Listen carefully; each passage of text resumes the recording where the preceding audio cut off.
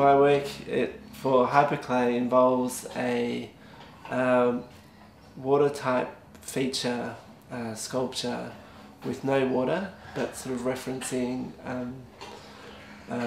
water features and things like that, using ceramic materials, tigers and a lady, as well as tiles. These objects have been warped and refired in the kiln with that glass slumping over the top of them. Some of the objects, including the tiles and the glass that's been used to slump, have been sourced from op shops and eBay, whereas the tigers and the lady has come from nurseries and garden supply shops. I quite like the idea of the use of the tigers and things, because I've come from a multicultural area where a lot of the time you see these tigers and lions and eagles as a ornamental sort of guard post on people's fences and things.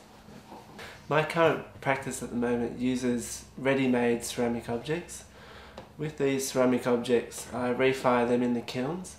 Depending on what kind of clay body they are, stoneware or earthenware body, sometimes they can warp, melt, or change colour.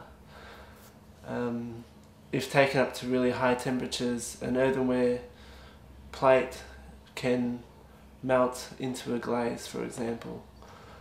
In this body of work for HYPERCLAY, I've used mainly glass as a slumping medium rather than earthenware ceramic objects. This I find I have more control over the melting point. With this current work, I'm working a lot with the kiln. During the refiring process, I look through the spy hole to see how the ceramic objects and the glass objects are forming. And when I find that they are melting and forming the way that I like them to be, I then turn off the kiln. So in that way I have control over the slumping process.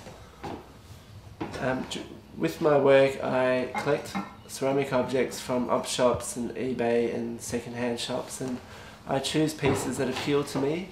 A lot of the time I'm looking for objects that I think will warp or bend or talk about a particular era, 60s or 70s, or country style. So in this way I'm sort of looking at collecting pieces and putting them together to create a narrative.